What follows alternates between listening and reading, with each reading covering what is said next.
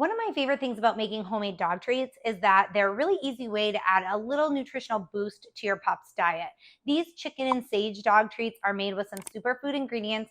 You can click the link below this video to get the details on all of the ingredients, their health benefits for your dog, and why I chose to add them to these treats. But this is just a really easy way and a fun way for your pet to add a little bit of a boost in nutrition. You can talk to your veterinarian or a canine nutritionist if you have concerns about your pet's specific nutritional needs, and they may recommend some ingredient substitutions, maybe adding some different supplements depending on what your dog's specific needs are. The first step in making these chicken and sage dog biscuits is to preheat your oven to 350 degrees Fahrenheit. You may hear mine beep in a second because I've already done that. Now we're going to start adding all of our ingredients to a large mixing bowl. The first thing I have is 2 cups of whole wheat flour. We also need a half a cup of almond flour. I have 2/3 of a cup of low sodium chicken broth. 6 tablespoons of vegetable oil,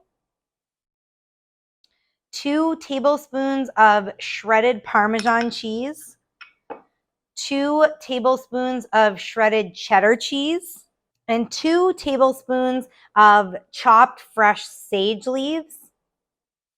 And we're just going to go ahead and mix this all together until it forms a nice firm dough. So you can see I have a nice dry dough here.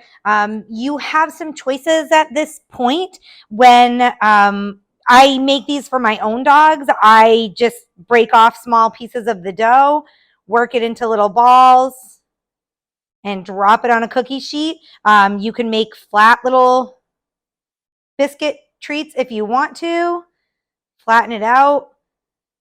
Or you can roll your dough out onto a floured surface, and you're going to roll it out until it's about 1/4 of an inch thick, and then you can use cookie cutters to make little shapes if you want to do that. If I'm giving treats away to someone else, if I'm using them as like a housewarming gift or a holiday gift or something like that, a hostess gift, I will do that because I want them to look a little bit better, and I'll usually just go to the dollar store and get a little tin and put them in that, and that makes a really cute little present. But for my own dogs, I don't spend the time doing that. Your dogs, I promise you, do not care what shape these treats are in. They're going to love them no matter whether they're round balls or little flat treats.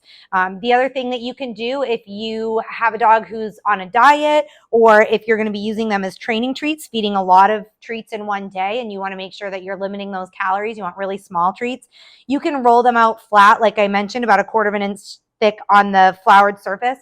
And you can just score the dough with a pizza cutter or a butter knife just to make small little square or triangular treats so that you can, keep a pocket full and feed them to your dog throughout the day, especially if you're doing any kind of training. That's really helpful. No matter what shape they're in, you're going to want to cook them in your 350-degree oven for 40 minutes. Then just shut your oven off and let the oven cool down. Once the oven's completely cooled, the treats are done. You can take them out. Obviously the treats are going to be completely cooled too, so you can feed them to your pet right away. I'm making a bunch of different size treats. You can see here, I have medium-sized dogs, and a large breed. So I make some different sizes for my dogs. You can do the same thing if you have multiple dogs. That's one of the best parts of making homemade treats. You can cater them to your pet's unique needs, whether it be size or ingredients wise. Speaking of ingredients, you can click the link below the video. It will take you to my written recipe. There I discuss storage, because these obviously don't have preservatives like commercial dog treats. I have all the nutritional information there, how many calories in each treat, how much protein, all of that stuff is there. And then I also, in my written guide, talk about the ingredients, what benefits these ingredients have for your dog, as well as ingredient substitutions that you can make if your dog has any allergies or sensitivities. So click the link below for more information. And as always, you guys can email me if you have any questions or suggestions.